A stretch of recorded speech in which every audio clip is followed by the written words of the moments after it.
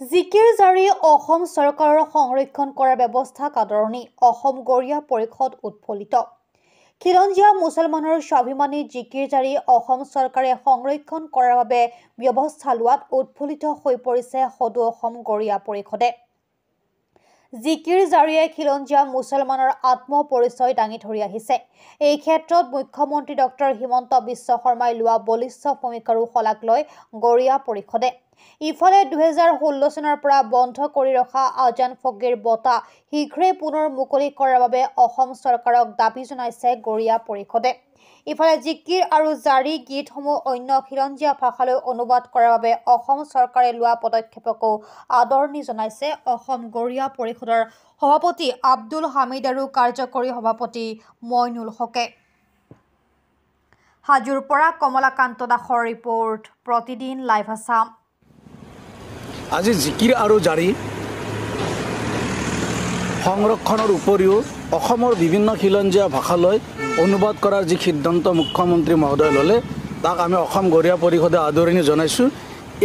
এই জিকিৰ আৰু জাৰি গীতখিনি কেতিয়াবাই সংৰক্ষণ কৰিব লাগিছিল, কিন্তু পলমকৈ হ'লে অসমৰ মাননীয় মুখ্যমন্ত্ৰীগৰাকী জিকিৰ আৰু জাৰিক সংৰক্ষণ কৰাৰ কাৰণে যি গুৰুত্ব প্ৰদান কৰিছে তাক আমি কৃতজ্ঞতা আৰু ধন্যবাদ জ্ঞাপন কৰিছোঁ। কাৰণ জিকিৰ আৰু জাৰি অসমৰ থলুৱা মুছলমানসকলৰ আত্মপৰিচয়। আজি জিকিৰ শিল্পীসকলৰ ক্ষেত্ৰতো আমি যেনেধৰণৰ মুখ্যমন্ত্ৰী বা চৰকাৰে গুৰুত্ব প্ৰদান কৰিব লাগিছিল তেনেধৰণৰ প্ৰদান কৰা আমি দেখা নাই। যাতে জিকিৰ শিল্পীসকলক যাতে শিল্পী পেঞ্চনৰ ব্যৱস্থা কৰে আৰু আজান ফকীৰৰ চাহেবৰ নামত প্ৰতি 3 বছৰৰ মূৰে মূৰে দিয়া বঁটাটো 2016 চনৰ পৰা এই বঁটাটো বন্ধ কৰি ৰখা হৈছে। চৰকাৰ যাতে অতি সোনকালে এই বঁটাটো কণ্টিনিউ কৰাৰ ব্যৱস্থা কৰাৰ কাৰণে আমি মুখ্যমন্ত্ৰী মহোদয়ক অনুৰোধ জনাইছোঁ।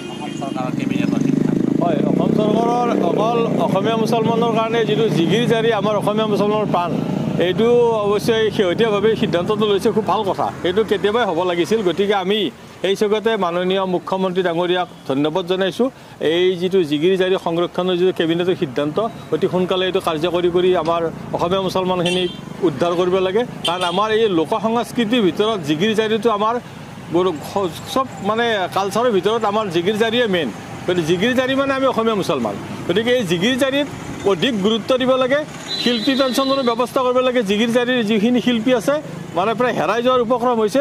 আৰু যিটো আজান ফকীৰ চাহেবৰ নামত যিটো বঁটা চৰকাৰে ঘোষণা কৰিছিল 2016 দিছিল, তেতিয়াৰ পৰা বন্ধ হৈ আছে।